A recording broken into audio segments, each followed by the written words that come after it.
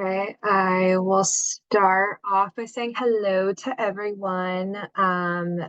I wanted to introduce Suzanne. She is going to be doing the transportation portion of the presentation today, and then we are going to have Matt a little bit later doing the planning portion. I will give a little shout out when we're like 5 minutes till we got to transition to the next one. And then I will be helping facilitate any questions or anything. Again, everybody feel free to leave questions, comments, anything in the Q&A box below. Like I said, I will help facilitate all of those. Before we get started, I did just want to announce that the Parks, Greenbelt, and NAP presentation on May 1st is going to be at the Ann Arbor Senior Center. I will be sending out an email on Friday confirming with all of you participants on that, where you can park, time that we're expecting you to be there and everything. And again, all the in-person ones are optional, but we obviously hope to see all of you there. As that one will be pretty special. That will be one of our first that we'll be doing an in-person with parks. So that will be really, really cool. Other than that, we can go ahead and get started. So Suzanne, we're ready for you. All right, give me just a minute and I will get my presentation up.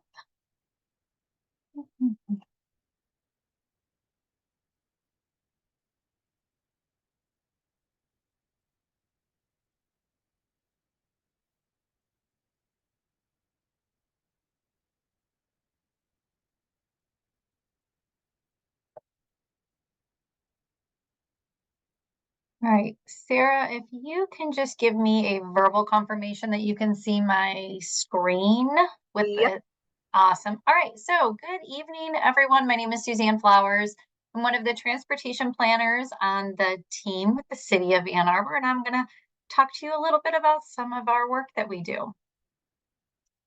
The one thing that I really like to do is use a lot of like images and pictures to know who we are, what we do. I feel like that really humanizes a little bit more about the people that are making the changes in our community.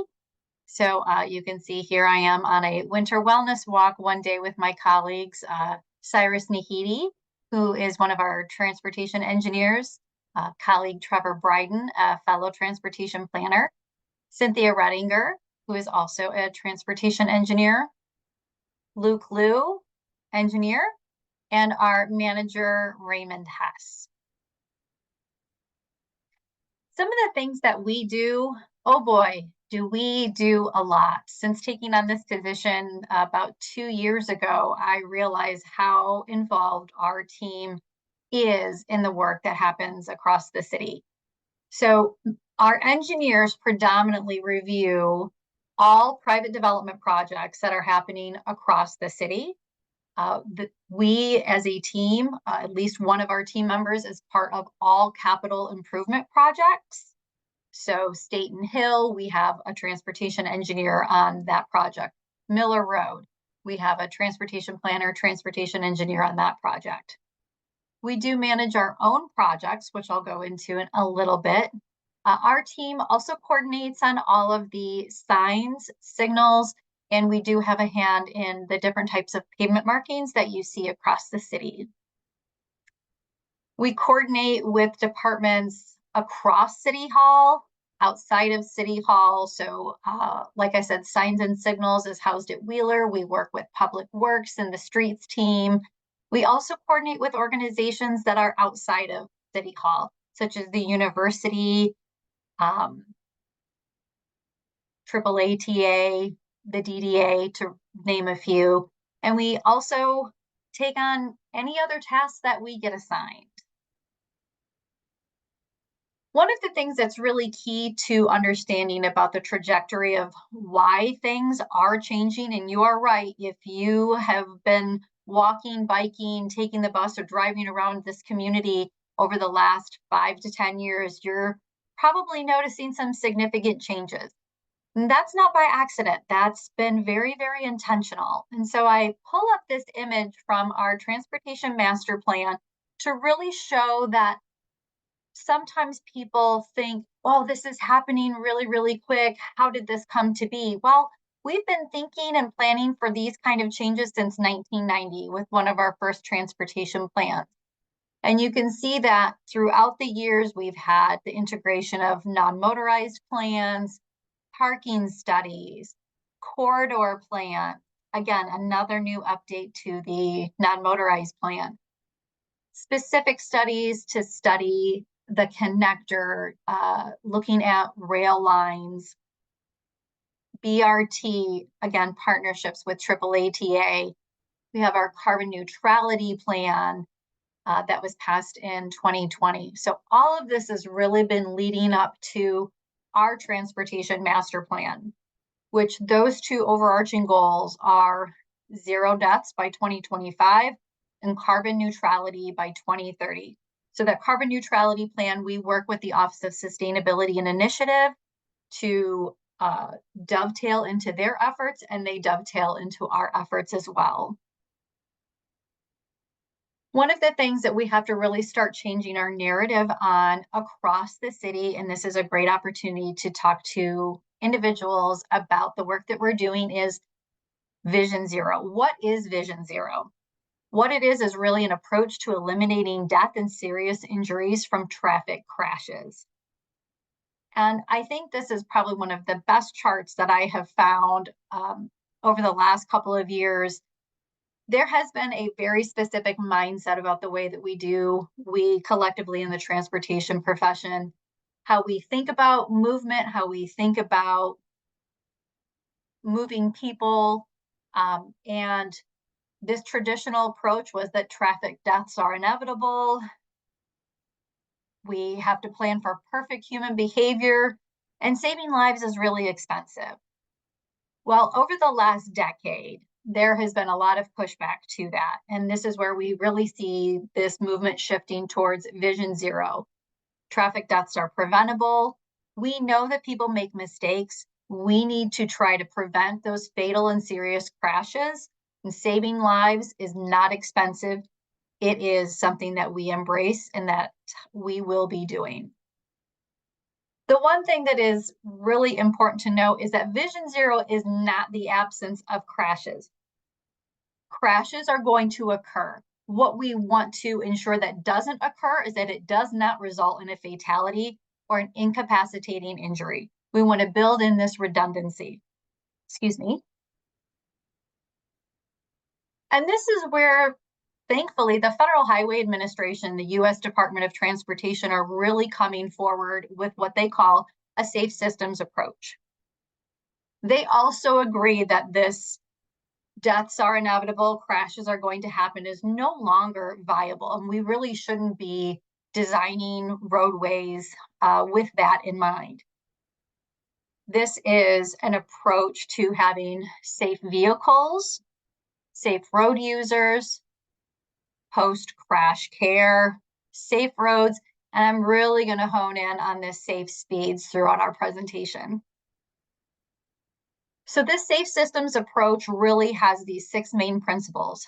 Death and serious injury is unacceptable. Full stop. Humans make mistakes, and we need to go into design thinking that somebody will make a mistake, because we know that humans are very vulnerable.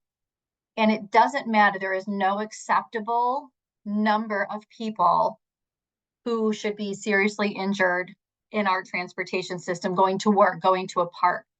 So we need to have redundancy. We need to have redundancy in design. We need to have redundancy in technology in the cars and the vehicles that we drive.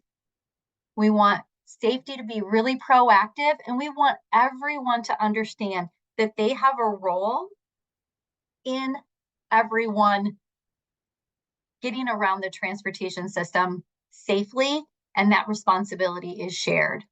The burden is not solely on a driver or on a truck driver. It is on pedestrians and bicyclists and everyone that uses that transportation system.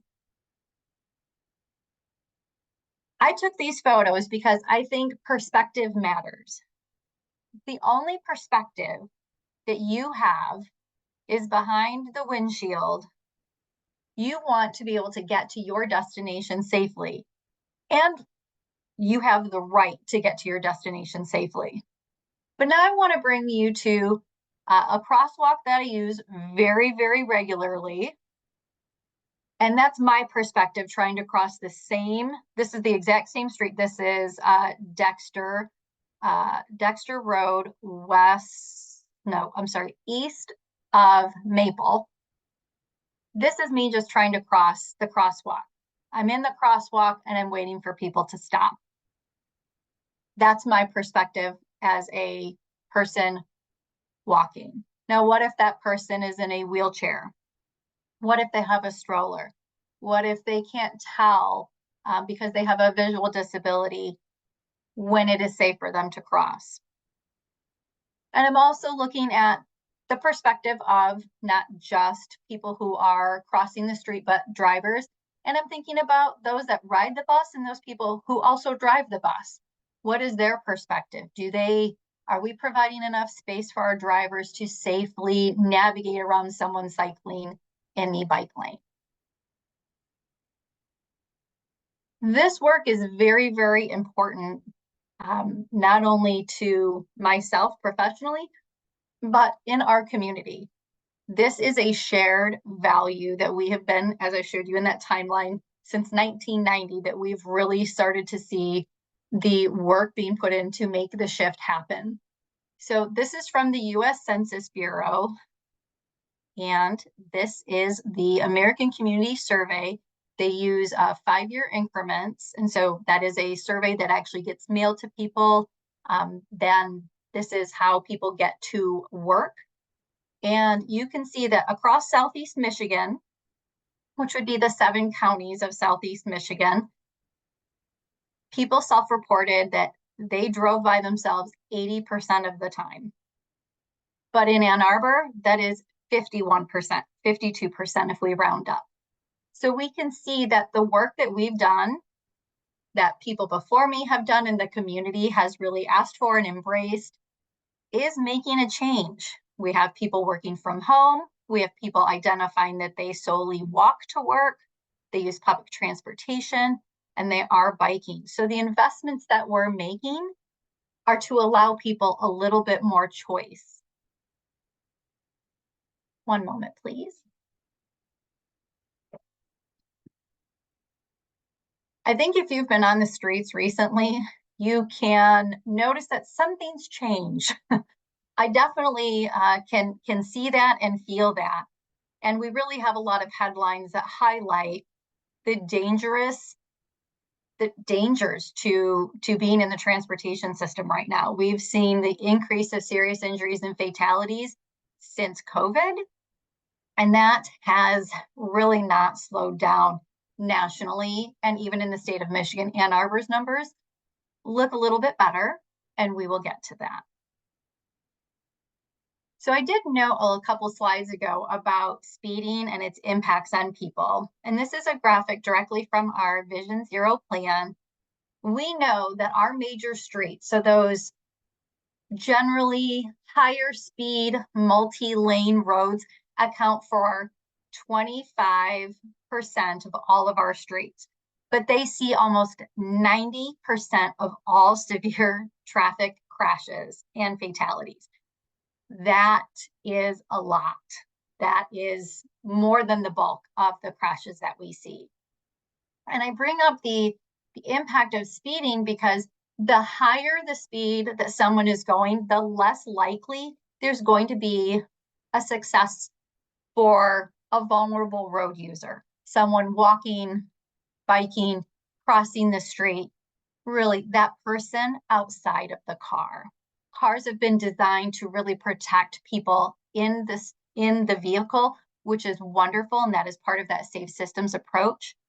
And now we really need to look at how we protect people outside of that vehicle. When we look at the crashes across the city, they really fall into these uh, 5 broad categories of behaviors that we see. We see speeding, failure to yield, impaired driving, disregard for traffic signs and signals, and we also see reckless and careless driving.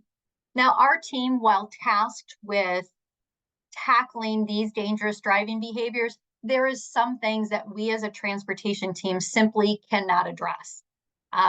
Impaired driving, that is a public safety and a regulatory role that, for our team that we don't have a significant role in. However, we want to build in the redundancy in our design to ensure that if someone is impaired, if they do get into a crash, that we have, made the designs of our roadways slow enough that they will be able to survive the crash.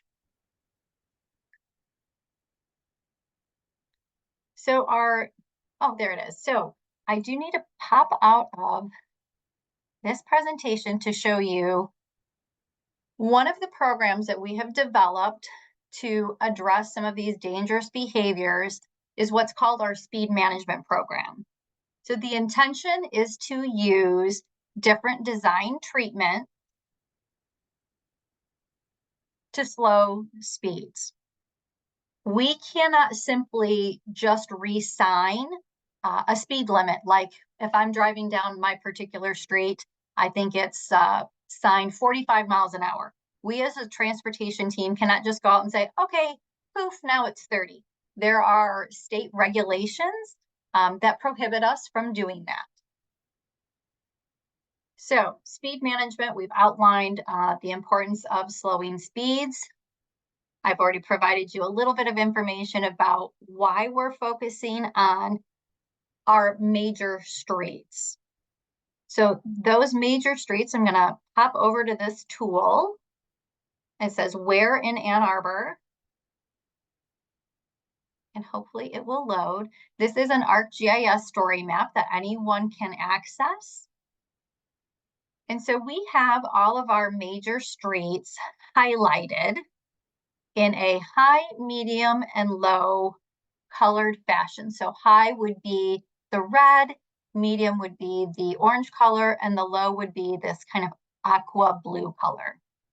So what you would be able to do is I'm going to pick on Dexter because that's where some of my photos were. You can click on the particular link or the segment of roadway, and it's going to pull up, oops, excuse me. This is a very touchy mouse I'm using. It'll tell you the segment that you highlighted, the corridor priority, the speed limit, the number of lanes, the traffic volume, and then the different types of tools that could be applied to slow speeds. So I'm going to go back to what are the tools and just really briefly go through a couple of those with you. We kind of categorize those tools as things you drive around, changes to shoulders, things you drive over, and signs and street markings. So I'm going to scroll through this pretty quickly, but please feel free to go back after this presentation and review this on your own. So we have images of everything. We have some additional information on some potential research that's been done, examples from peer cities, etc. And I just want to highlight as well that we do have a section in here that are for frequently asked questions.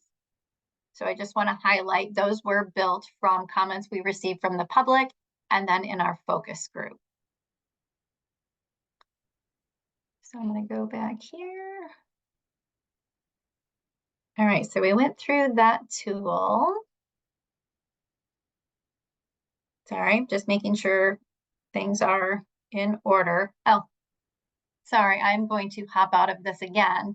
Another item that we have built as part of our Vision Zero plan. And Sarah, can you give me a verbal that you can still see the item that says 2023 annual snapshot?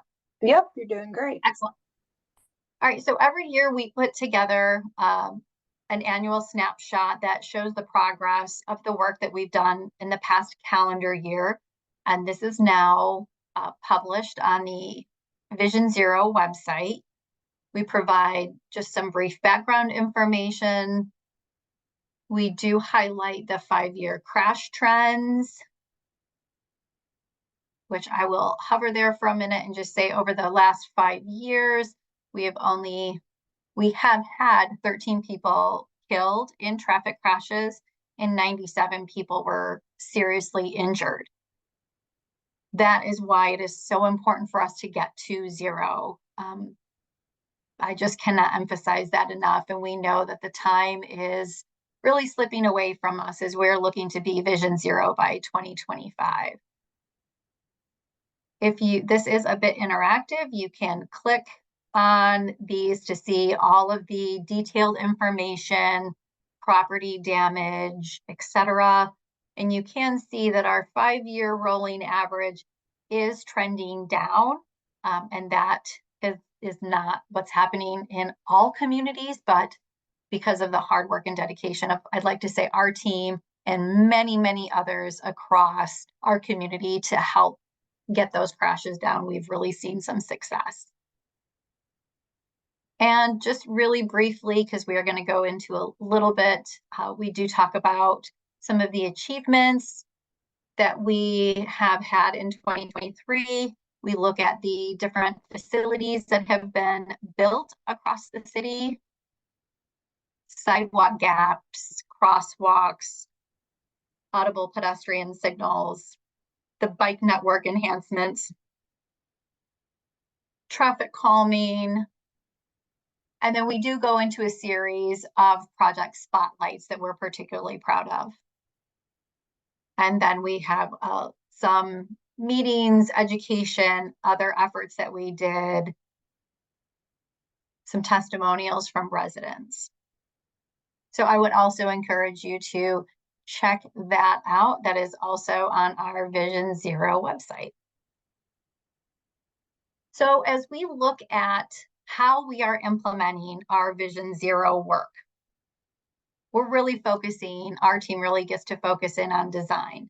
So I think this is a great example of how we took a 4-lane cross section. This was Maple. We narrowed all of the travel lanes, took the 4 lanes down to 3, added a nice wide buffer for the bike lane. And then in the distance, you can see we added a couple mid-block crossings with the RRFBs, rapid rectangular flashing beacons, and marked crosswalk. Other areas that we're really focusing in on are embracing technology. You know, we are very fortunate to have a research university in our backyard. We get to try things, we get to work with them, and we get to work with partners such as AAATA on like a transit signal priority, where you'd have technology in the signal and in the bus that would hold a green light longer to allow for more people to move through that particular intersection. And then we have a bus that's carrying more people, spending less time in congestion. We also have a really dedicated land use planning team at City Hall that has been working very, very hard to get some land use changes. I'm sure many people are familiar with the transit corridor district zoning changes that have been happening over the last couple of years. This highlights the Eisenhower and State area. And then there was the West Stadium and North Maple shopping area in the fall of 2022. And what this really does is it prioritizes much more the movement of people. It reduces a lot of the surface parking around this particular area for much more high density. And it allows for much higher transit service, which will help us get to that reduction in emissions long term. Other things that we do, this is one of the efforts that I had worked on last year, just trying to educate and encourage people that taking the bus, walking, biking, trying a different way to commute or get around Ann Arbor with different transportation options. Just it's kind of fun. So we really get to kind of play around with things like that. And we are also using, again, like that technology to try different things in the community. The Spin has been a really good partner in the community. We launched the e-bike program in the fall of 2023. We had a nice ribbon cutting. People got to experience the bike, see how they feel, and it has been very successful. And you can see those micro mobility numbers on the annual snapshot.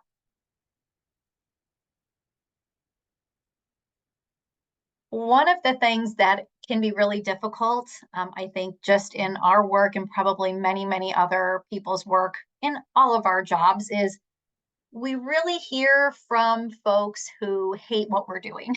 There's just no other nice way to say that.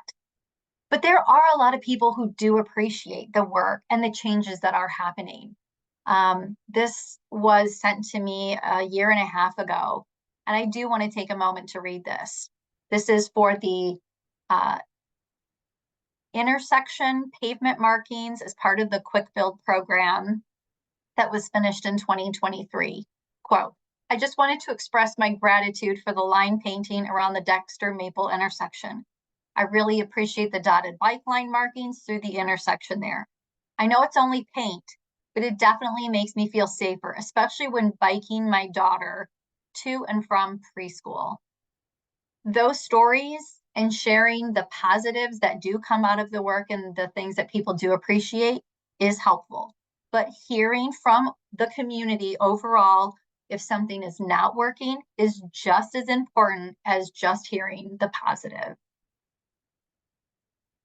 All right, Sarah had asked me to pull up some upcoming projects, and what I'd like to do is arm you with information.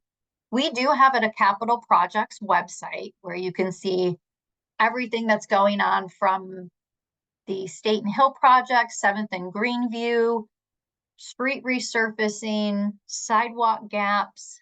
But the thing that I'm very excited to talk about is our Safe Streets for All USDOT grant.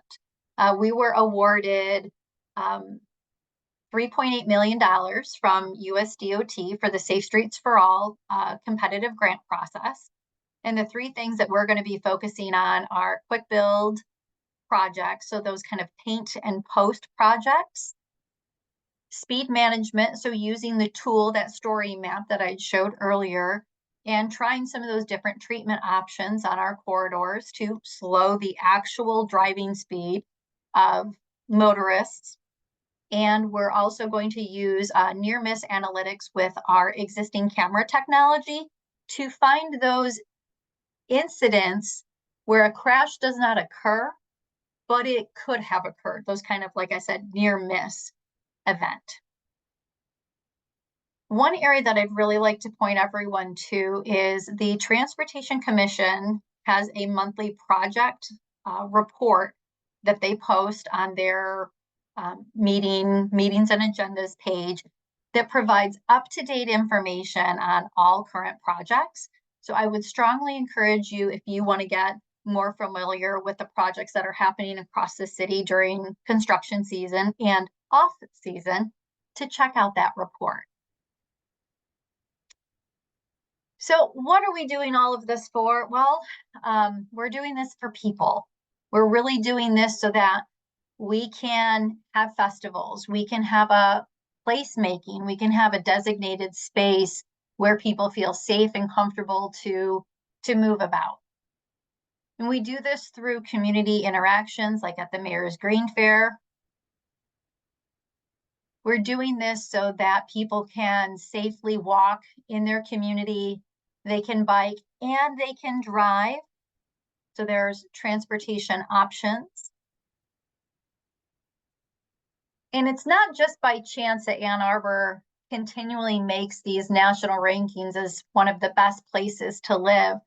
that is through the hard work, dedication, and effort and determination of not only our city council, but the citizens who commit to support these efforts, and to really the transportation team and the employees across, the city itself, that make these communities a place that everybody wants to be in. And again, just providing safe space and a sense of place for people. And that is what I have for you tonight. I hope that wasn't too fast, but oops. I'm going to stop sharing once I can figure out how to get this open again. Oh, sorry, Sarah. This is where it all falls apart. Oh, it's on my other screen. Sorry. Oh, You're there we totally go. fine. Yes, got it. That's Okay. great. Okay, so we do have a couple of questions and I Yeah. will help you go through them. And please, anybody, if you have any questions, go ahead and put them in the Q&A box right now, or any comments or anything. I'll just read them off. So we have, how many transportation related serious injuries or deaths happen in a typical year now, and what are the causes? You would have to look at the Michigan Traffic Crash Facts website. And you could do that very easily by Googling Michigan Traffic Crash Facts. That's where we get all of our data from. So that is a statewide repository of every reported, and I want to be very, very clear, reported crash. If, I have one of those near miss events and the police are not called, that's not going to be reported. And then you would have to dig in and look through all the certified data to note what happened. And that is the best information on that side of things. What I can do quickly, bear with me for just a minute. On a typical year, I don't think that's a really fair question. And that's not one that I'm comfortable answering in that kind of format. What I can point you to is our crash reporting website, which provides you with not only the map of where all crashes have occurred, but you can also click on those and then look up the specific crash number, and you can read the report that the police officers fill out. But then we do have our kind of tables and graphs on our crash reporting website that highlights, whether or not this was a incapacitating injury, a property damage only crash. So there's just a lot of nuance within that crash data. It is very easy to understand. Cynthia Renninger is the one who updates that on our team. And she is the most well-versed in the crash data, but you can use that to find out a little bit more information using those resources. Definitely. We have, thank you, Suzanne, for all of the transportation staff and all of the transportation staff for all of the efforts with Vision Zero, as well as other initiatives you've covered. The disability population is a part of the community that is at high risk for these dangerous transit situations, as many walk or take the bus to get around the city. Would you mind explaining what efforts are being made to get helpful input from the disability community to help with Vision Zero? So I think one of the this question actually came up in a survey that I recently closed, and it's been circulating around in my brain a lot. I will say that we can and we do use the Council on Disability Issues commission group team to discuss. We also will reach out to disability groups. I work with the People to Educate All Cyclists, which is run by John Waterman. He teaches people with physical and invisible disabilities, like how to cycle, for example. So he is someone that I routinely reach out to. But I do think that and I'm talking really for myself, we could do a better job to make sure that we are considering and we are putting, again, people first as the approach when we are considering design, yes. And again, I do think that's an area that we can always improve on, and I do appreciate the community and that comment. Definitely. I would also like to point out that we do have a new person in the DEI office. Our accessibility coordinator just started about 6 months ago and is definitely going to be sinking her teeth into transportation related things as She's she great. used to work for Triple ATA. So Yeah. she's very familiar with Yeah, and um, it's really helpful to have her on staff so that we can ensure that there is someone in-house to run questions or making sure that we're following protocols as well. definitely. Yeah. All right, next one. What are your biggest challenges when it comes to working with the related transportation agencies such as U of M, nearby communities who support commuters coming to A2, those types of? Well, I think that it is fair for me to say that the citizens of Ann Arbor pay my salary. And so I'm very, very mindful of, you know, while I may have a jurisdictional boundary, we do form relationships with our partners at the Washtenaw County Road Commission, with SEMCOG, Watts, the townships where appropriate. If it's like a transportation thing, obviously that would go to the Washtenaw County Road Commission. So we do work with them, but again, we can only control the roadways that we have jurisdiction over. I think one really good example is Huron. That is a very, very frustrating road. I cross Huron to obviously get to City Hall, and I never feel safe. I just don't. I don't feel safe, and I am I feel confident as a pedestrian, but I'm always worried that someone's not watching me. I can't do anything about Huron because it is controlled by MDOT. So Mhm. that is frustrating. That is a challenge. When it comes to the university, we most certainly do partner. Our teams work with them pretty routinely. As I noted, a lot of their large development projects that are underway, our transportation engineers are part of the team reviewing their plans, making sure that it aligns with our community values and goals and objectives that are outlined in our plan. So yes, there is that partnership. Yes, there are those frustrations. Sometimes people want to get things built faster than we can always maybe review. But we, as a team, collectively work very, very hard, and they do a wonderful, wonderful job of that collaboration. Definitely. Thanks so much for a great presentation. What does it take to make the streets temporarily pedestrian only? In particular, Saturdays and Wednesdays evenings at the farmers market, fourth would be ideal. That's the question. Yeah, so I think you're kind of asking about those street closures, which we do see happen through like the Main Street and like State Street associations. I believe that is a permitting process that um,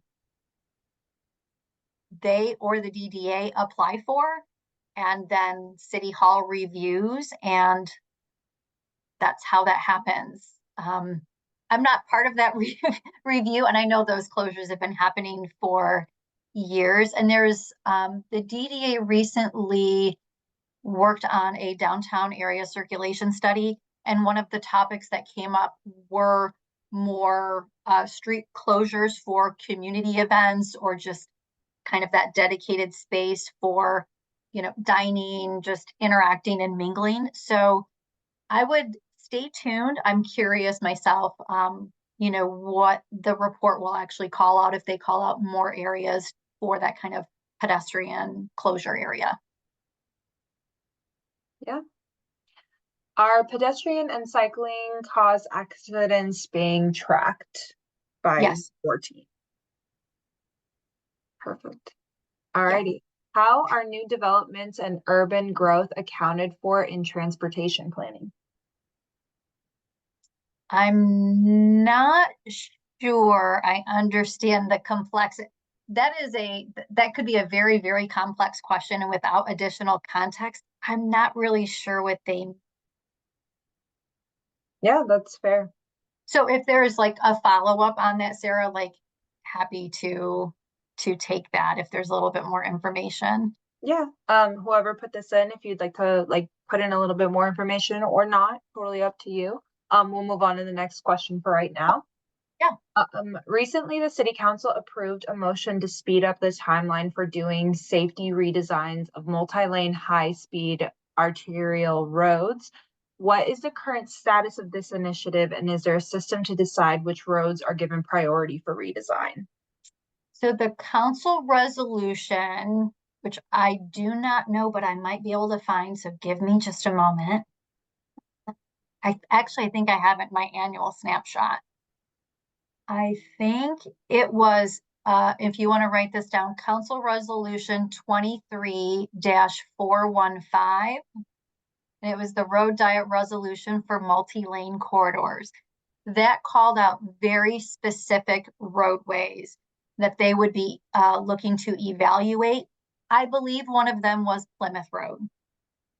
Beyond that, I don't know the status of that work or budget ask. We are getting into, man, it is almost mid-April, so we will be getting into that budget development season with city council. So I think that over the next month or two, more information will be made available about the specific direction. And then the actions that the transportation team or engineering will be taking as part of that resolution. Perfect. That same guest also just wanted to say thanks so much for the informative presentation. As a cyclist, I have been loving all of the infrastructure upgrades for bikes. Thank you. I appreciate that feedback. Alrighty, well, that looks like the end of the questions. If anybody has like a last minute one that they want to put in the next like two Can you seconds. reread the development question? How are new developments and urban growth accounted for in transportation planning?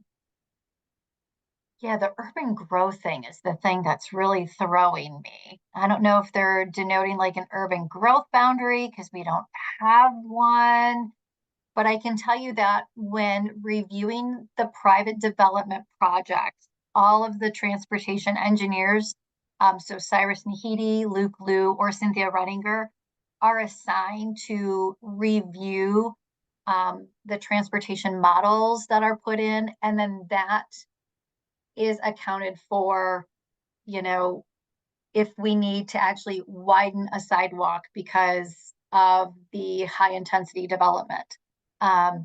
If on-street parking may need to be discussed.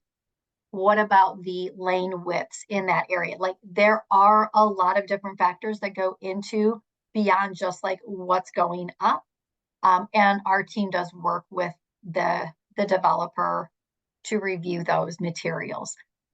I don't do that work, so that's really about my extent of my knowledge on that. So if you, the individual who reached out, you can reach out to our transportation manager, Raymond Hess, to get a more thorough explanation of that if my response is not sufficient. Well, oh, we got one more that just came in. Have there been instances where some of the interventions designed to improve safety have contributed to accidents? I found myself moving past the point of vigilant into stressed when driving downtown last summer with the rotating road closures, new signage, preventing right turns on red lights, more robust and differently labeled bike lanes, bump outs into intersections. Each individual thing makes sense, but the combination of all of them left me feeling constantly like I was going to mess up or be distracted by trying to figure out what I could or couldn't do and end up hitting someone on accident. Um, by the way, I hear this for sure. I I live in the downtown, so I definitely can like Yeah, empathize with her for sure. I I hear you. I would just like to put out that I walk, bike, drive, and take public transit in Ann Arbor. I do not have dedicated parking, so Predominantly, I'm walking and biking. And then if, depending on where I'm parking, which is as far out to the city limits as possible, I'm taking public transit. Those things are designed to meet the goals and objectives of our Vision Zero plan. The one thing that I think was important in that comment to note is that you did not hit anyone, and you were going slow enough that had you, everybody would have been okay. That slide that I had at the very beginning of my presentation, Vision Zero is not the absence of crashes. It is the absence of fatalities and serious injuries. We want people to be able to walk away from a crash. Yes, we want people to seek medical care. We want that post-crash care for everyone. We want to be able to analyze, what happened. Do we need to make design changes? That is all part of the work that our team does and does routinely. If we see, and again, if you go onto our crash reporting website, and if you look at some of the concentration of those locations, we look at those clusters. We look at them and say, what's really going on here? Is it speed? Okay. Is it somebody running a red light? Newsflash, it's a lot of people running red lights right now. I can't walk to work any day of the week without seeing at least 5 cars running a red light. That's a problem too. That's part of all of those dangerous behaviors, the speeding, the disregard of signs and signals.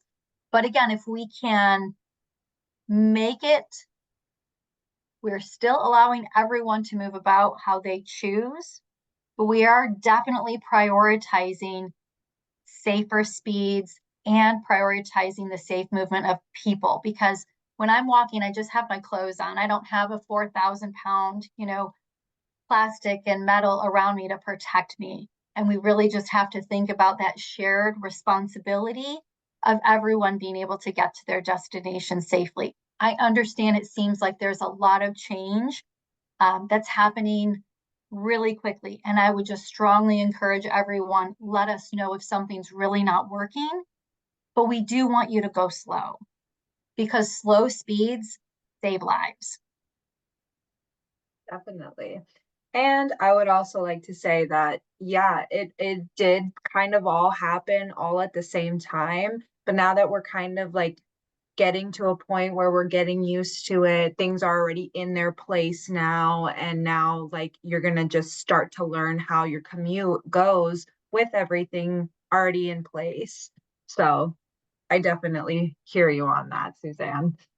Alrighty, so what does the cost look like for these improvements? Folks say that it is too much tax money. I disagree, but curious if you have some stats or metrics that I can use in those debates. Depends on the project.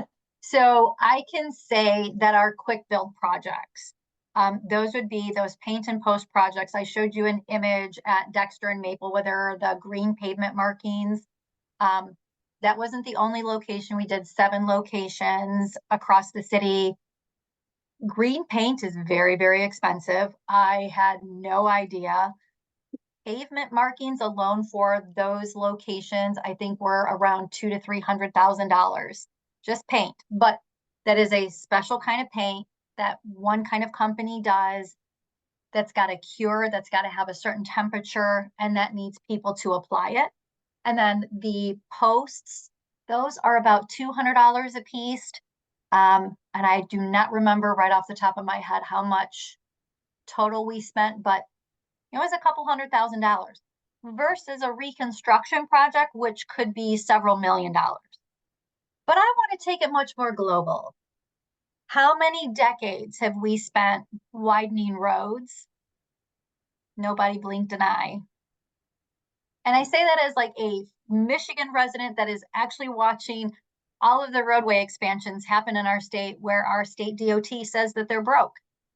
So I think that we have to have a mix of fixes. We need to have a combination of treatments to really look at what is appropriate and where is it appropriate. In the city, we're not looking to expand roadways. We're looking to right size those roadways. But that is going to look different for every single road. I think that's why City Council, picked very specific roadways for their multi-lane study. We're not looking at Dexter, which is only 2 lanes for the most part. We're looking at those arterials and those higher speed multi-lanes. But those lanes also serve a lot of purposes. So we really need to think about balancing the competing interests for that dedicated public space. I'm just Definitely. watching the time too. I just don't want to take any time away from your next presenter. Definitely, definitely. No, we actually only have one more question left, and I will say they did the second part of this is that they said this question may not be relevant for today's presentation, so it's Oh, okay if you can't answer this one. sure. Is the city considering rezoning more land for mixed use, incorporating more retail or commercial and residential areas? What are the roadblocks for that more mixed use development? Yeah, I would definitely want to kind of push that to our planning team. Alexis and Hank, Brett, they would really be probably the most appropriate people to answer that question based on the current master plan that's under development. So I'm sure there's a lot of conversation that will be taking place with the community on those particular changes. So definitely check out that work if you're interested. And that's actually a perfect segue because that's who our next person is. So I want to thank Suzanne so much Thank you. for present for presenting today and everything. And I'll let you go and we'll All right. start. I'll get Yeah. Matt in and we'll start doing planning department. All right. Thank I you. just wanted to say thank you to everyone who had posted questions. I really appreciate that. Please feel free to reach out to me or any member of the transportation team. And have a wonderful next presentation. Thanks, Sarah. Thank you so much. Bye. Bye-bye. All righty. Um, we will do about a 2 minute little transition over. I'm actually going to keep that question up for the time being.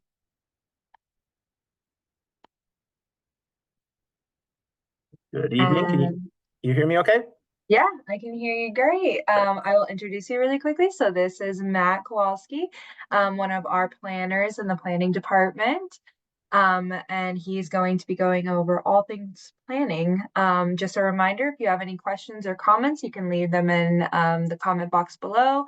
It can be at any point throughout the presentation, and then we will do question and answers at the end of the presentation. So Matt, it's all yours. Okay. Good evening, everybody. I'm trying to see if I can also get a list to make sure. I see the attendees on here as well. So, and I know Sarah had mentioned that she would kind of keep track of questions because I may probably miss those as I'm going through the little presentation here. Just again, Sarah gave a brief background. My name's Matt Kowalski, of course. I've been with the city of Ann Arbor now 24 years almost. There's a group really of 5 of us typically within our planning department office. There's a group of 5 of us city planners. Although right now there's really 2.5. We've had some retirements in our office. So we're a little short staffed right now, as well as an admin that has retired. And however, that's being remedied within the next week or so. We're hiring a couple of new planners on. It'll take us a little while to transition them, get them moving, but that's really good news. It'll help clear us some space to answer questions, to get a little bit more planning work done, rather than just trying to keep up with what's actually been submitted. So let me go to make sure my screen shares correctly. Here in a minute. And I think, oh, there we go. Oh, wait a minute. Okay, there we go. I think, can everybody, we're kind of all the way back. Sorry, we backed up a little bit here. Let me restart that. Go back to the very beginning.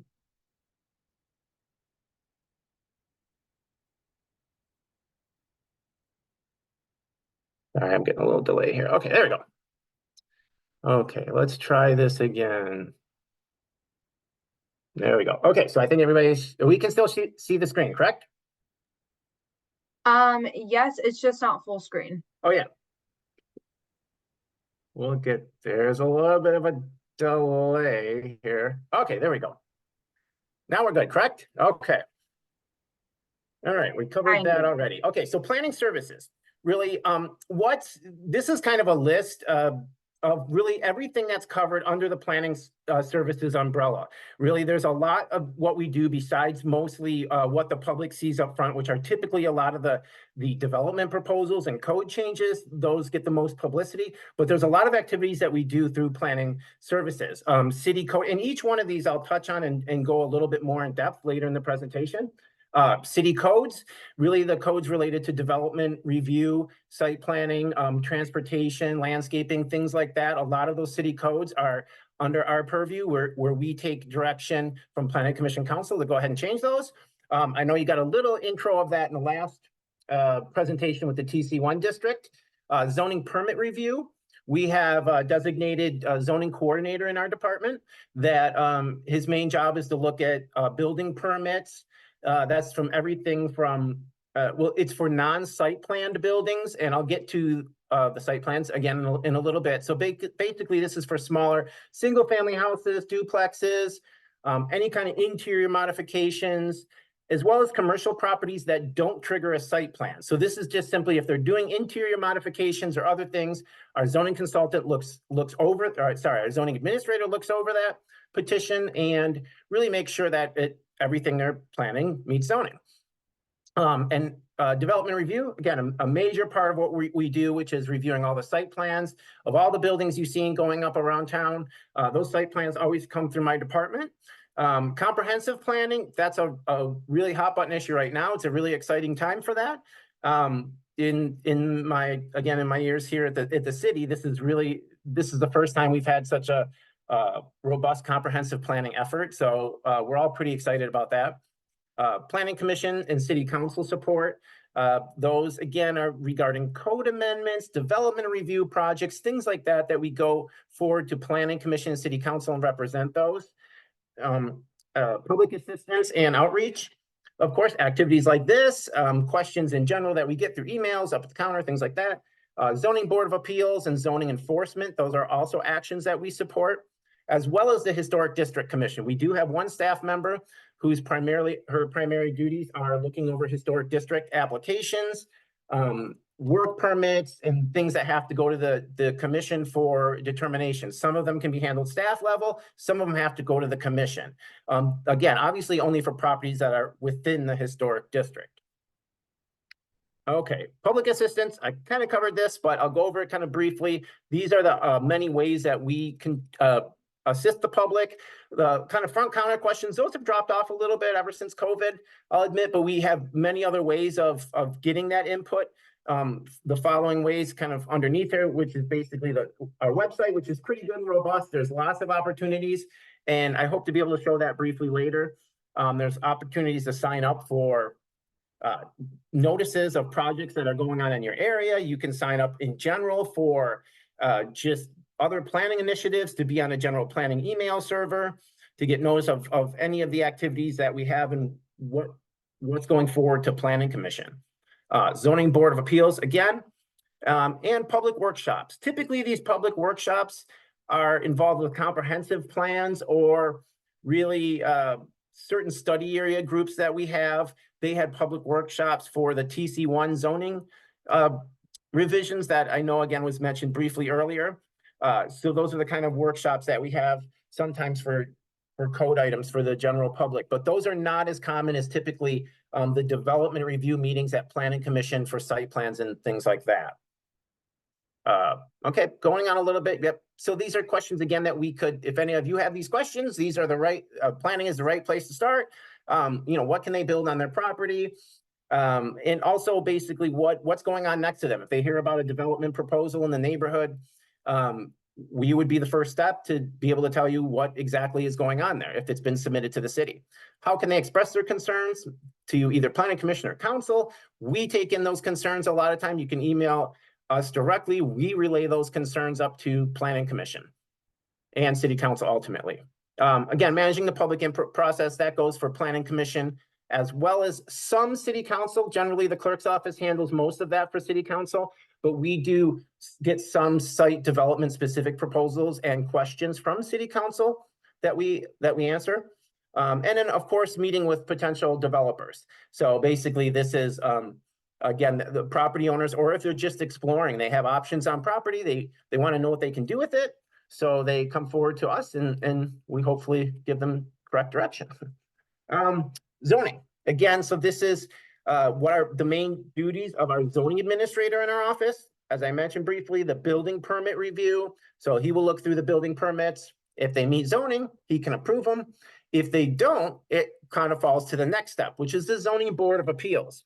The zoning board of appeals, most of you probably have not had any experience with that and probably never will. It's basically if you're trying to build something on your property and the zoning rules just won't allow it. The setbacks are not large enough, or you want to exceed the height, or there's many reasons why your property could be non-conforming or doesn't meet zoning regulations. So basically you go to the zoning board of appeals and ask for a variance. There's a set of standards that you have to meet in order to grant that variance, in order for the board to grant that variance. And their decision is final. So whether they approve or deny, you can go forward based on that decision.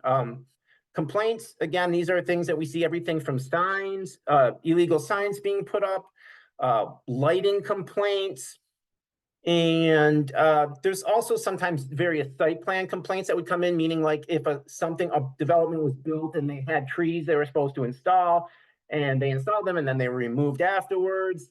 That's ultimately, that complaint goes to the planner, but usually our zoning administrator is the first stop for those. And then of course, with following the complaints comes enforcement. That includes writing tickets. We do have the power to write tickets that ultimately go to court for the landowner as well as the occupant, depending on the action that's going on there. So typically we don't like to get to that point, of course, but it is an option. Okay, comprehensive planning. This is, again, so you can kind of read through this briefly, but here, the comprehensive plan is really, really the bedrock of everything that we kind of do in planning here.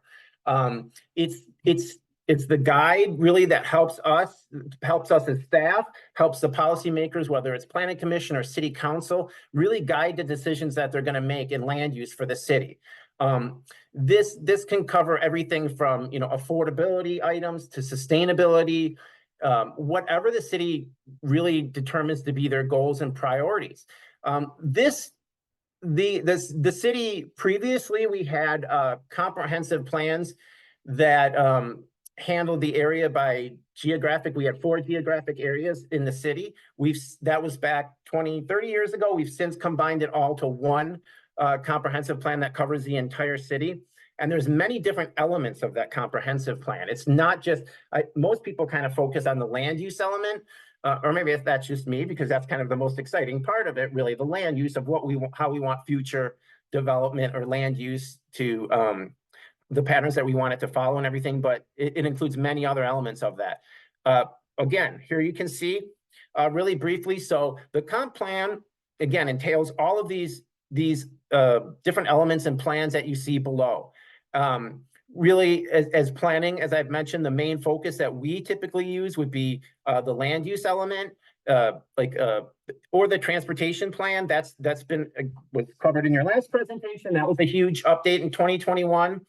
And as well as the South State Corridor Plan Amendment, that's about 10 years ago or so. That is another, that's kind of it was a sub area plan basically. So the city can also do plans that obviously cover the entire city, but we can also break it down to certain sub areas that may need special attention based on the land use patterns that are going on there, or the things that we want to go on there. South State Street, as I said, about 10 years ago, identified through policymakers, whether city council, planning commission, to give us some direction to look at that corridor and see,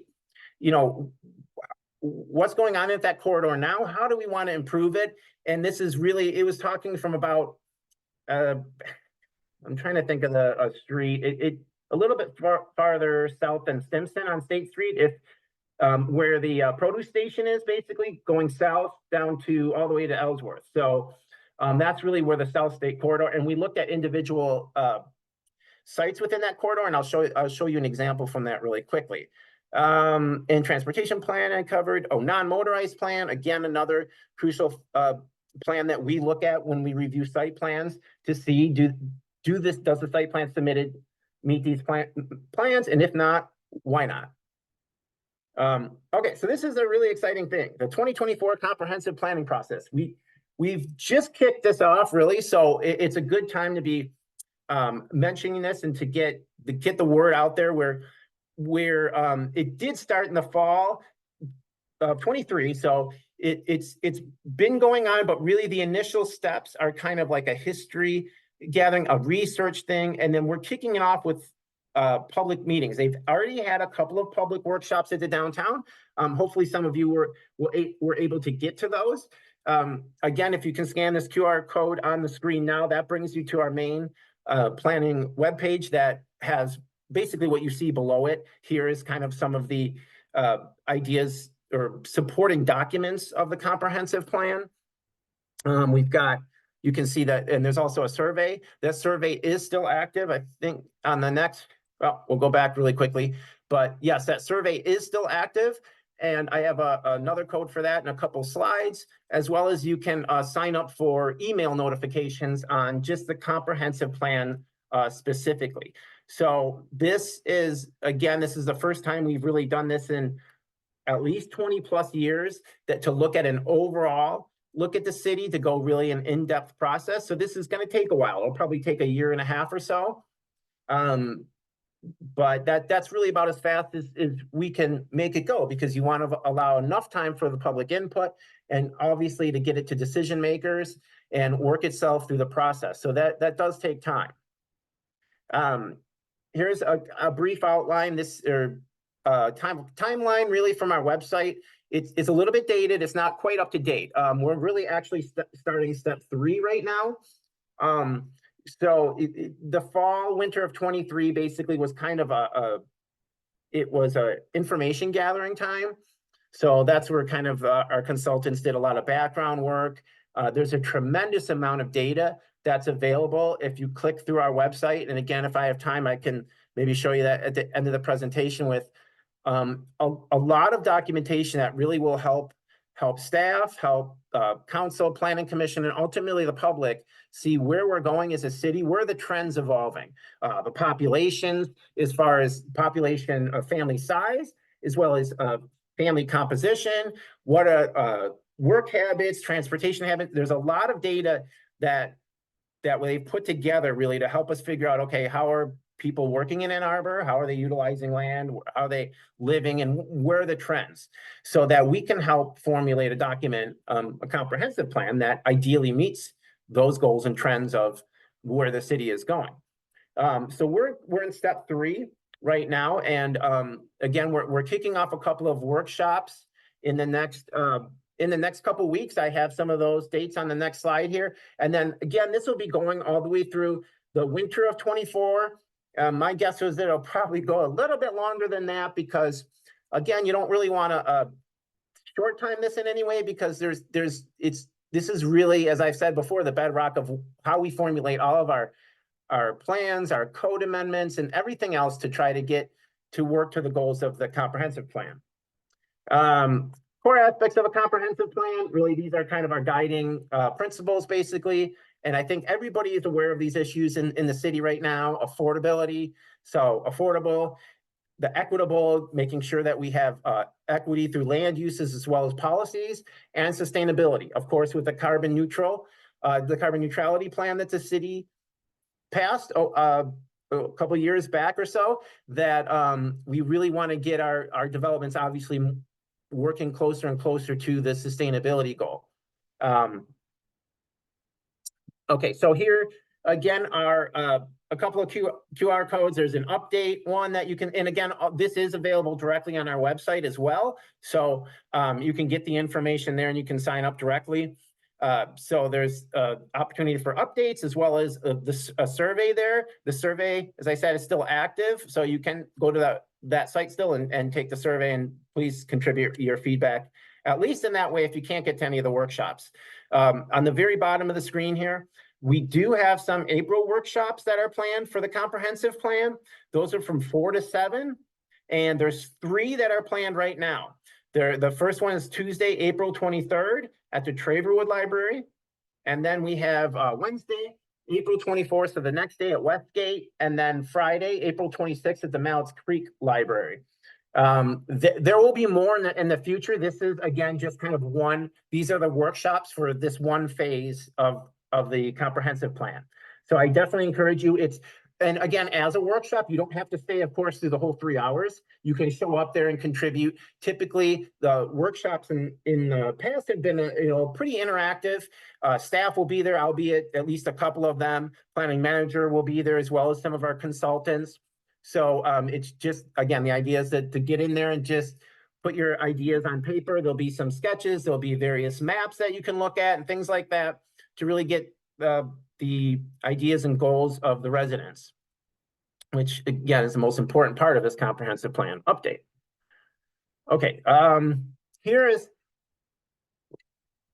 sorry, take a brief drink. So this is kind of what I mentioned, the South State Street Corridor Plan earlier. So this is kind of what would come out of a lot of our land use element recommendations typically.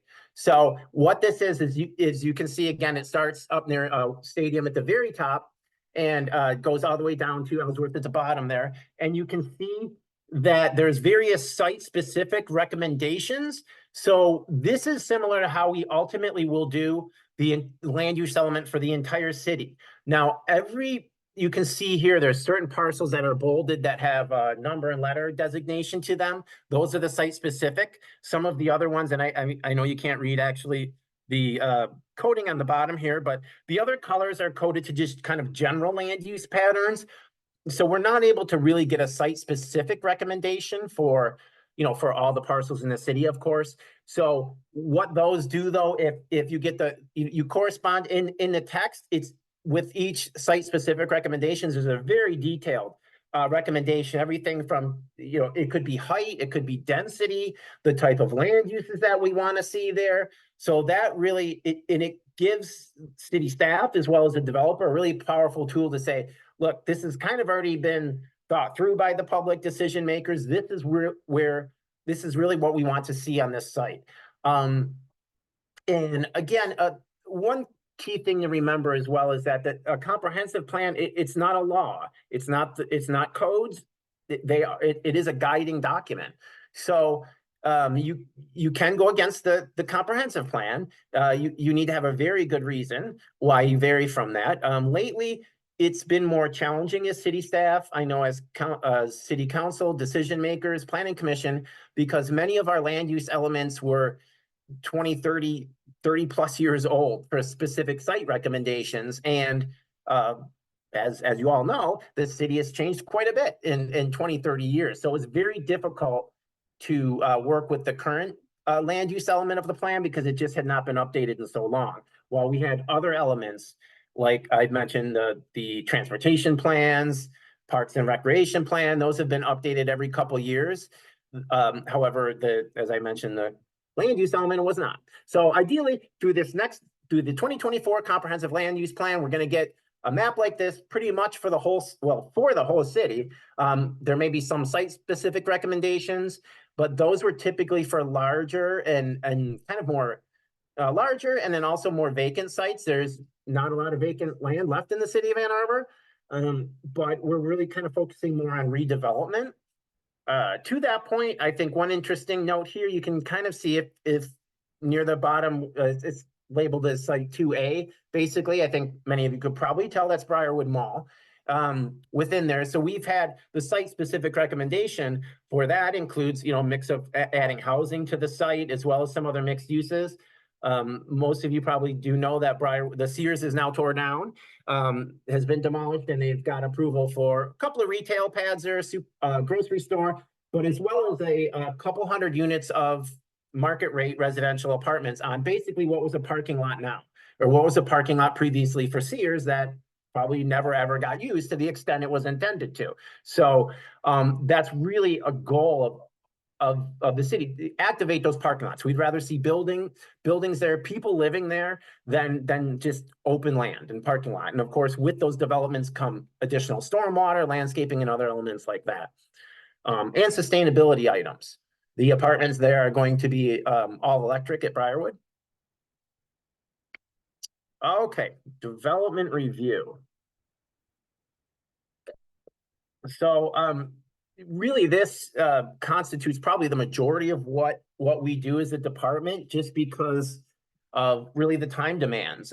So the development review site plans are basically required in the city of Ann Arbor for anything other than a and actually this does need to be updated. It's 4 units. Actually, it's 5 units and above. It's not just single or 2 family anymore due to recent code renovations. So anything that's 5 units, 5 residential units or above requires a site plan, and any commercial or office uses or mixed uses that have additions to them also require site plans. A site plan is something that will ultimately come through my department. It starts in my department and then it goes through the other service areas to be reviewed by them. As far as all the other code compliance, is transportation team looks at it, utilities look at it, fire department looks at it, stormwater, all those departments basically review it to make sure it's consistent with the city code. If it is, they recommend approval. If it isn't, we recommend denial. I like this just because this is it's a nice pretty picture, and it's also a site that's currently under construction. It just started. This is a pretty prominent site. It was site planned at 841 Broadway, and I believe the development name is going forward as Broadway Park West. This was a really interesting project in many ways. Probably most of you know that this site was, so I probably tell from the image here, but the old Mishcon DTE site along the Huron River in Broadway. It was the old coal gasification plant many years back. The land was extremely contaminated, and it's been remediated since, most of it by DTE Mishcon and some of it by the current developer. So this plan was already approved, and as I said, it's under construction. So it involved remediation of the soil, and it's really a mixed use element. So there's about 120 plus apartments between the yellow buildings that you see here, and they've now added about 20 units of an affordable housing development that's also going to be located on the site.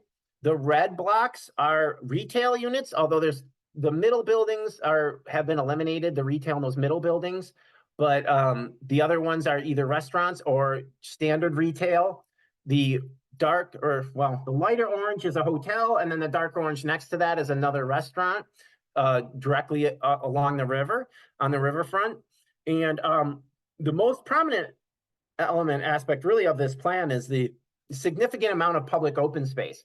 The purple you can see is a public, it's a pavilion there that will have, you know, restrooms, a small gathering area, things like that. There's also the blue area there that you can see was planning to be like an ice ribbon for skating, and probably a splash pad type of thing for the during the summer months.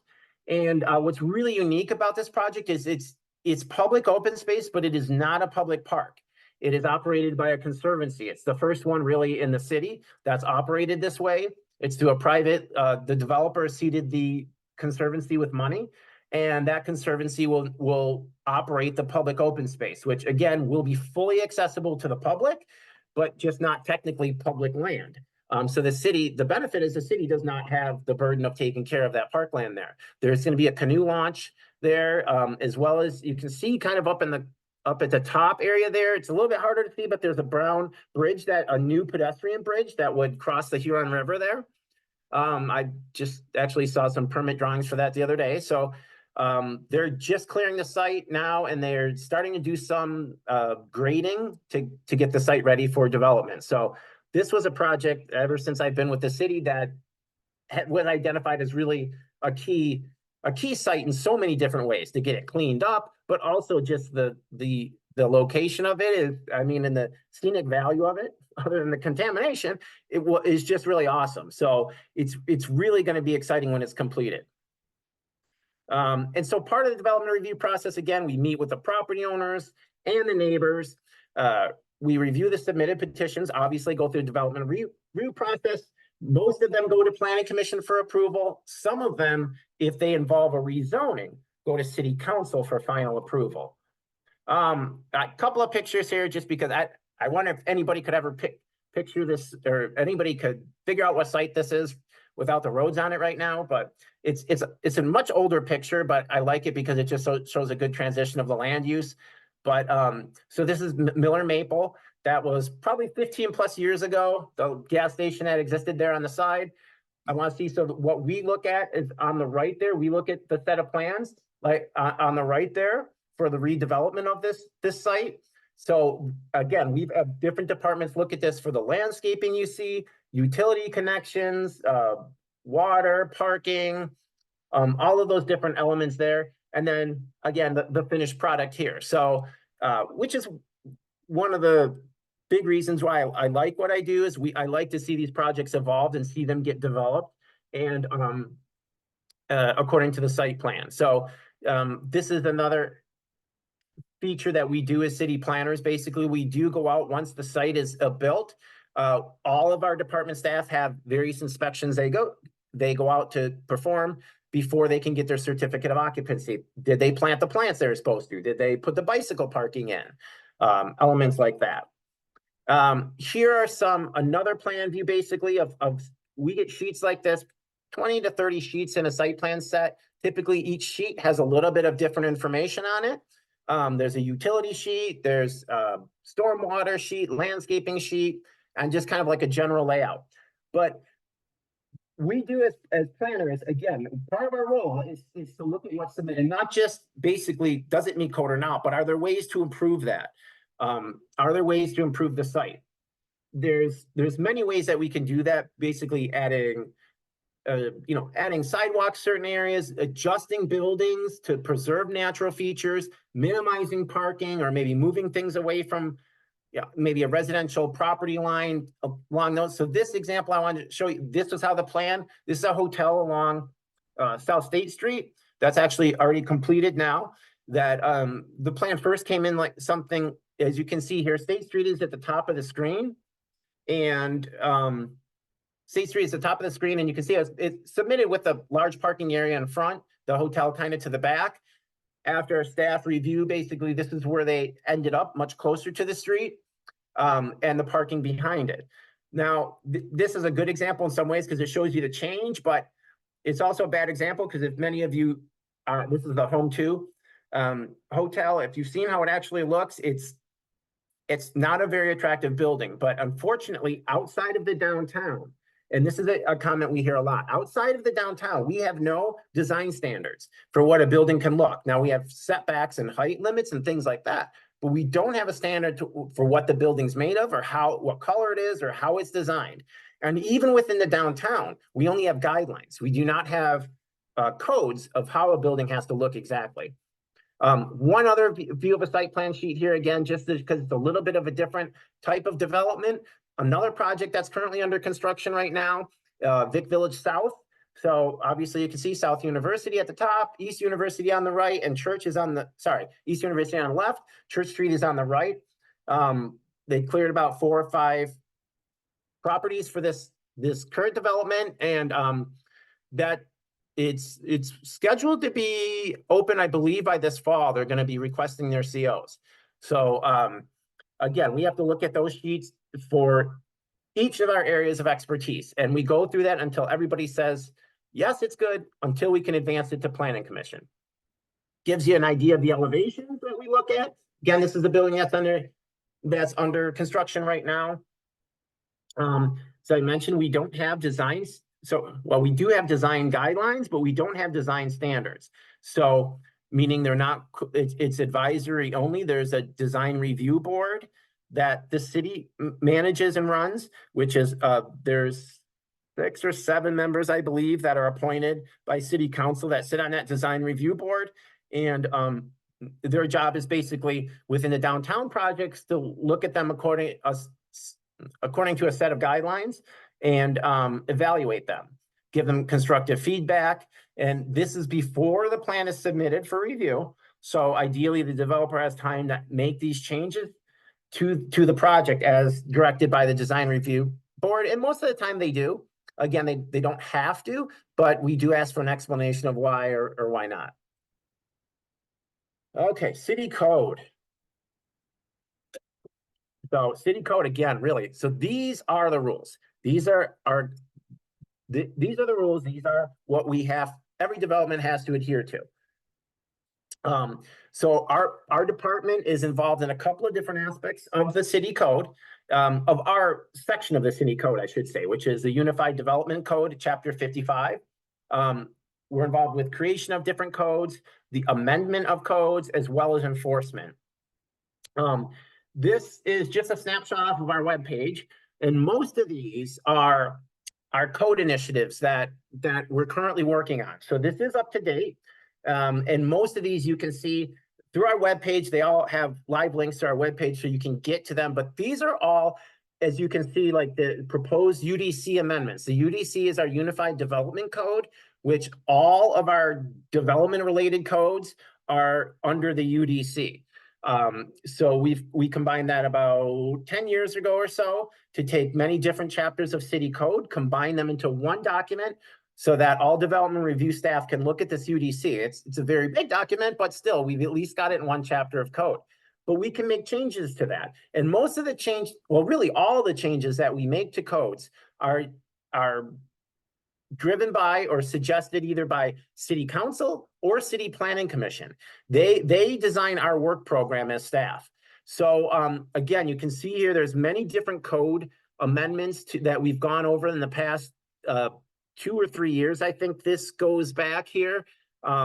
So a code amendment has to go through a public hearings. So basically what it kind of would start out at city council or planning commission, say, you know, we look TC1. I heard that mentioned at the last one, at the last presentation. So TC1 was a great example that came out of request by city council ultimately and planning commission to say, you know, how can we look at these transportation corridors to utilize them more effectively to get better mass transit on that, safer mass transit, and a better mix of uses there to support all of the other goals that we want to see in the city as far as sustainability and, again, transportation issues. So that was really a huge, that's creating a whole new district. That's the first time that since I've been at the city that we created a whole new district like that.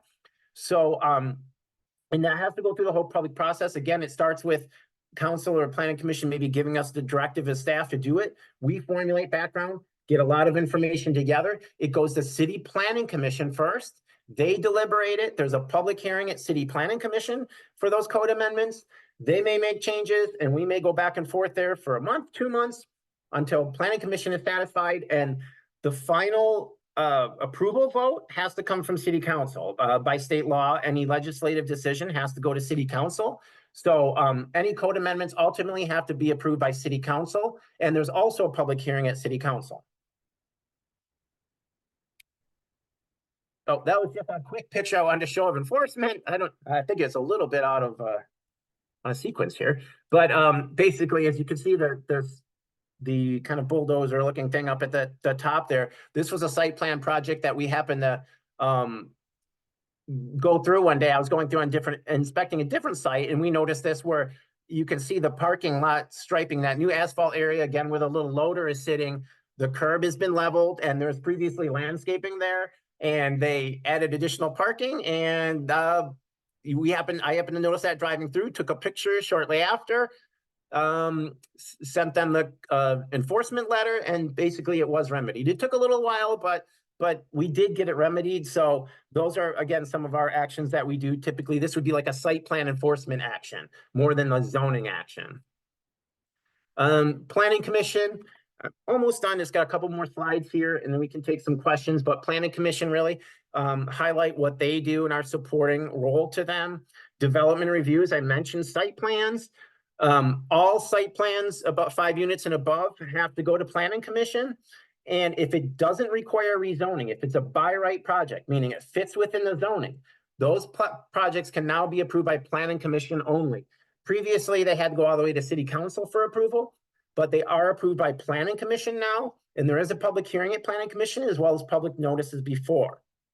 So the development review process like I said, in most cases stops at planning commission, but when there's a rezoning petition that goes with it, that has to go to city council for final approval, because any rezoning is a legislative decision that has to be done by a governing body like the city council. So basically, that's where rezonings and site plans end up. Code revisions, I covered that already. And the work program, really, we support their work program, which is typically code revisions, but it can also be other elements. City council, site plans with a rezoning, and code revisions, as I mentioned, and development agreements. Development agreements are things that sometimes go along with site plans. They're typically for like off-site improvements. If a developer is required to do, say, like transportation mitigation, traffic mitigation off-site, we put that into a development agreement. The developer has to sign. It runs with the land. So if the developer sells the property, which happens frequently, that development agreement runs with the land, and it covers basically everything that the previous developer has agreed to. And again, that has to be approved by city council. It is a contract. And that concludes everything. That concludes my presentation now. So we do have some time for questions, I believe, and we can also, I could probably touch on the website if there's any interest in that as well, but yep, so but we definitely have enough time. I wanted to make sure we had enough time for questions, so I'm pretty sure we'll have a couple. So I haven't been paying attention to the chat at all, so hopefully we can cover them all now. I can help with that. Thank Okay, so you. our first question, and everybody feel free to put questions in the chat. Is the city considering rezoning more land for mixed use, incorporating more retail or commercial and residential areas? What are the roadblocks to more mixed use development? Yes. Okay. Great question. So, yes, the city is considering more mixed use zoning districts. The city typically is the TC1. That's really the biggest example I can point to now as far as creating mixed use districts and the city's initiative. Previous to that, the city doesn't really actively go in there and rezone properties. It's really a developer or property owner driven decision to rezone their property before the TC1. The TC1 zoning district's transportation corridor. It's a very heavily mixed use district that encourages density for the sake, hopefully, of increasing transportation ability, sustainability, and other items like that. So the city is really looking to, they've rezoned proactively the West Stadium corridor is TC1, Plymouth Road corridor is TC1, and Washtenaw is next up. So yes, we are, but again, most of those corridors are currently mixed use, because with the city of Ann Arbor, all of our commercial districts, which are, a lot of where you see the typical commercial type development, retail development, those are all commercially zoned districts, but those do allow residential and office uses within there. But the factors, limiting factors like a floor area ratio, make it kind of unusable for those certain districts. So that's why TC1 was created, to allow an increase of density along transportation corridors if you meet certain design standards. So really the challenges are, again, as I said, the city typically wasn't proactively involved with creating and rezoning private property to the TC1 initiative. But really, some of the challenges are making sure that our infrastructure can support it. Again, we obviously want to make it more available for mass transit, make it more appealable, but can the current road system around there support these mixed uses? Can the non-motorized system support it? And even more importantly, in a lot of cases, the utilities, water and sanitary. There's certain areas of the city that have sanitary, that are near sanitary limits. So developers have to do things called mitigation, sanitary mitigation, basically to remove the flow that they're adding into the into the system, basically by sanitary. There's different methods they can do to counteract that flow. So some of the challenges in making sure our infrastructure is up to speed there, and then a lot of it, some of it is educating the public too, to make sure that, that we do get the full story across, that everything that the district would provide. So a lot of it is education, and then a lot of the hurdles are also just time. It's a very time involved process to to initiate a rezoning. There's a lot of background work that goes into that. There's a lot of concerns by property owners that need to be addressed, both inside the districts and outside the districts. So, but we are hopeful to be getting more of the TC1 soon, and hopefully get some projects that really utilize that zoning. So the city is very interested in the mixed uses. I can say that. So I think as much as it's possible going forward, that we're going to revise codes at the direction of council and planning commissions to allow more mixed uses, that we will. But we just, again, it does take quite a while to get through any kind of code revision. So we are working on it though. Great. What is the definition of sustainability you operate under? Well, that's a good question. I don't have a good answer to that. So as part of the sustainability initiatives, I will say that although we include a sustainability review, I am not the sustainability reviewer though. So we do have sustainability staff that look at these proposals that, and have value added suggestions. A great example, again, the Briarwood plan that I mentioned, that was looked at for sustainability. They offered some helpful feedback on building design elements and things like that. They're the leading sustainability office, is the leading drive behind the limiting natural gas connections and things like that, our EV parking ordinance. So I don't really have a good definition myself, because we do kind of for better or for worse, we have to focus on kind of certain areas sometimes. So while we use that obviously as a guiding document, I look to my sustainability staff to really help support us. Definitely. So it's a lot of like cross interdepartmental working together. Yes, and they do look, so they also do have feedback. So that's a great point, but they also have feedback into some of our code amendments as well. Again, like TC1, they look for sustainability input on those projects as well. Yeah, that's awesome. Super specific question. There is a small house on West Liberty that has been sale for about 20 years, and I have heard Yes. various reasons of the problems, including that it's considered a historic property. Do you know the house and cause of its obstruction to sale? Yes, I do know the property very well. So that's a tricky one, because yeah, I know there's an article or something that had come out, somebody had mentioned to me a couple months or so ago on the property, and I know the property owner has one view and the city kind of has another view. The historic district in no way is limiting what can be done on that property. I mean, I think you all can see that the properties in historic district are and continue to be renovated and improved, even additions put on property. It's not impossible. There's a set of standards, of course, that you have to go through to prove yourself, that the design you're going forth, or you're putting forth, is really meeting those standards. That particular example, I think that particular property is it needs a lot of work on the interior. From my understanding, it's not habitable currently. And again, just from what I've heard, one of the hurdles is price. And that's about all we know. We don't get really intimately involved with those kind of deals. We don't, of course, know like when properties sell or how much you're listed for. But I can assure you again, it's not the limitation of a historic district. We have plenty of houses that are improved. Now, tearing it down would be a real challenge in the historic district. But again, our feeling of our historic district coordinator is it doesn't need to be tore down. It just needs work and possibly a lower sale price. But that's not my business. I'm not a realtor, so. Yeah, absolutely. But that's about as much as I know. For sure. Alrighty, given that the comprehensive plan doesn't get updated very often and it takes a lot of time and effort to update, how do you think that the plan specifications can be adaptable to changes in the future we may or may not be able to predict? Yeah, that's another great question.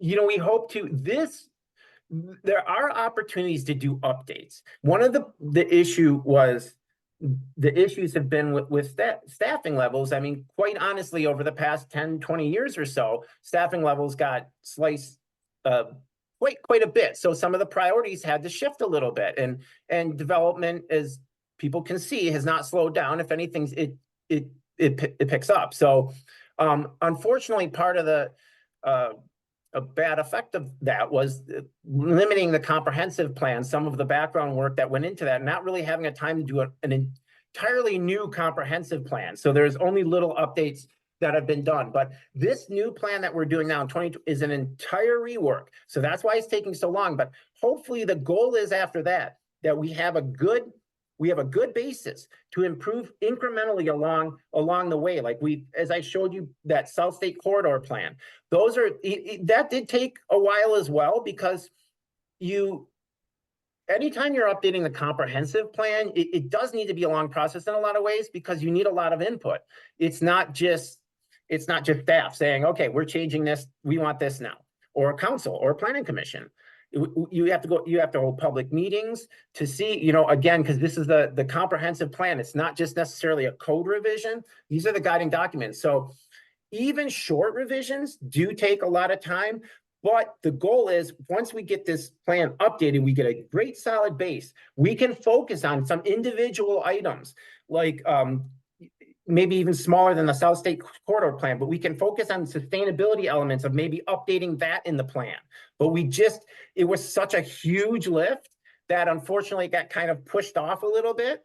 And now that we're doing it though, like I said, our goal is in the future, we can do little updates now that we have a great base to start from. Because the old one was just so far out of date in so many ways, it was impossible to do a little update. So yeah, I think with this we're going to be in good shape. And again, this is not like it's going to be a yearly thing, because it does take time, and we want it to take time because this is a guiding document. So you can't do it quickly. Right. Absolutely.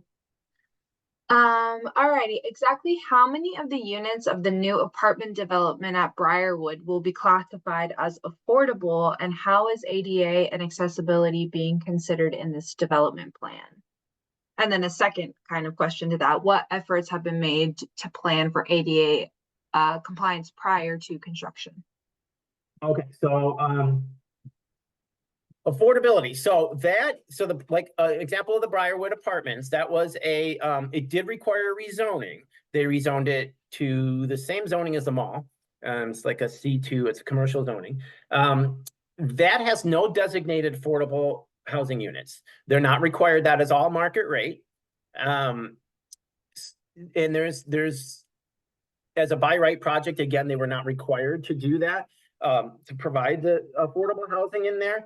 They in things, accessibility units, we did get a question on those, like ADA compliant issues. Those are building code permit items. So typically, while we'll look as a planner, I look at the accessible parking spaces and things like that on there. But really interior layouts and ADA accessibility, that's all handled through the building department review. So we look at kind of like the higher level plans, and as they do provide us some floor plans within those, but those are not building floor plans. They're really just kind of a visual, and those can change. When we're reviewing things, we're reviewing kind of the outside of the building and really the essentials of this building, how many units, floor area, things like that. So interiors can change, but when they submit their building permits, that's when our building official goes through and makes sure that they have the required amount of accessible units, accessible hallway lengths, everything else that needs to be. So they look at that part on the building permit review. And again, for the Briarwood Apartments, it was all market rate. Some of them do require affordable housing. If it's a planned unit development that exceeds the residential, those do require affordable housing, but other rezonings do not. Gotcha. Alrighty. What is your favorite city code and why? Favorite city code? Yeah. Wow. Wow, that's a good one. I've never been asked that question. God, they're all good.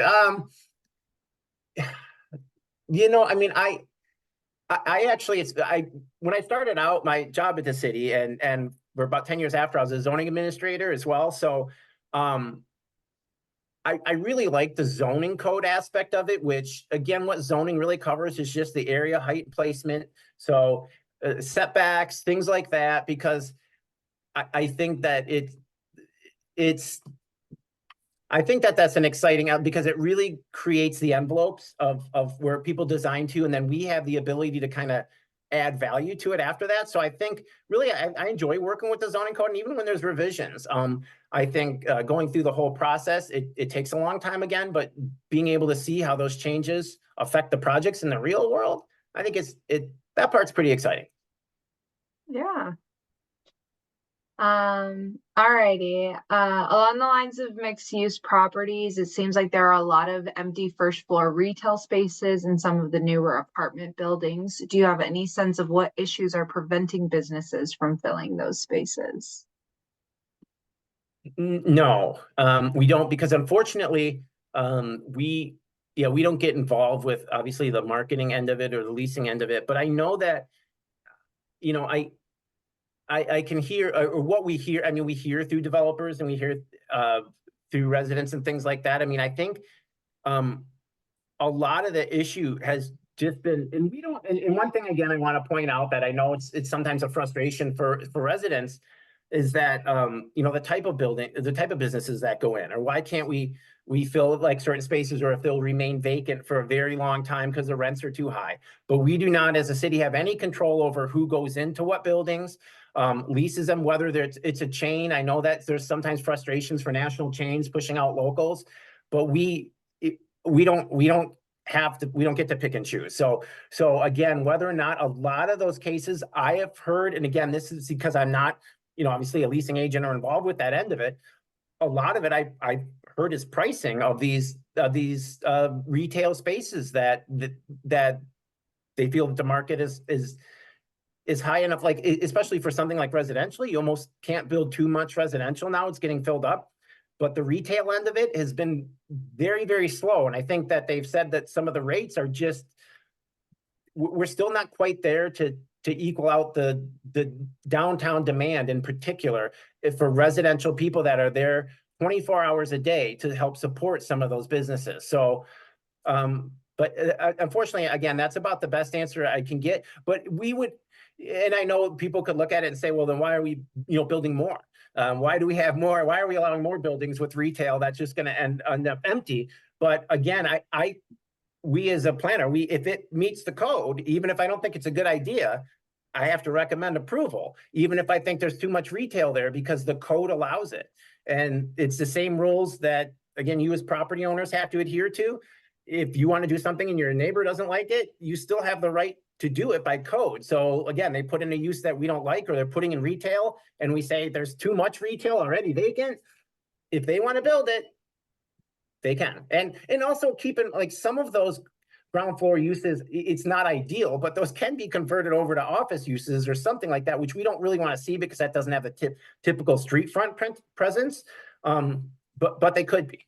So, but it's quite a challenge with downtown retail, I know. Yeah, definitely. Especially because, like you said, like that's not something that we as a city can regulate. It's purely like up to them at Yeah. that point. And it's frustrating sometimes. So I see that. And I think, yeah, I mean, one thing I'll add quickly about retail spaces, because it's an issue, it's vaguely related to this, but I mean, I think that I've heard there's been frustration with projects like along Southview that have, the one I showed actually, Vic South, that replaced, there's like 6 or 7 storefronts that were along there of different individual businesses kind of mishmashed together that people liked. It was that unique character and these little the Southview pizza place that you just walked in and it was like 10 square feet. But and those, as obviously as one developer bought that whole row and has knocked it all down, and it's going to be essentially 2 probably large retail pads versus all those individual ones, because that's what they say they can lease. National chains where, and the other problem with these little units is that unfortunately with today's building codes, today's fire codes, and today's accessibility requirements, none of those meet those requirements. And because you need like dedicated bathrooms and all the space, so to create those small spaces, just it isn't allowed anymore by code. So, and again, like even the small space they can do as a business owner, as a developer, they don't want to do because it's not leasing. They can't get the dedicated long-term leases like they can from national tenants. Again, as frustrating as that can be, unfortunately, that's not something we can control. Yeah, absolutely. It looks like we have no questions left. I'll I'll say one more time, do we have any questions, any comments, anything before we say goodbye? I'll give it like maybe a couple more seconds, and while we're waiting for that, Matt, thank you so much for Oh, talking to it's us great. about planning and all of the things, and definitely about the comprehensive plan. This is a huge deal that we're getting this done. So Yes. Yep, absolutely. So yeah, as a closing thought, yeah, absolutely. Please, everybody, go to our webpage, check out the signups.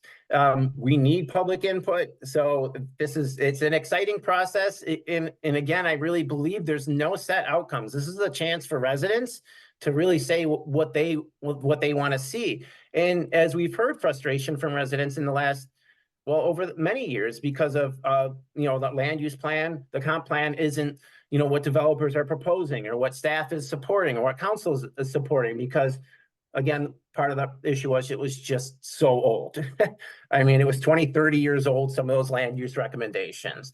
So this is an exciting time in many ways. So I really want to encourage you all to go out to the comprehensive plan workshops. Email our planning. Our simple email address is planning@a2gov.org. So if you have any specific questions, I think my email, I should have put my email address in there as well. I can say it, but it's mkowalski@2gov.org.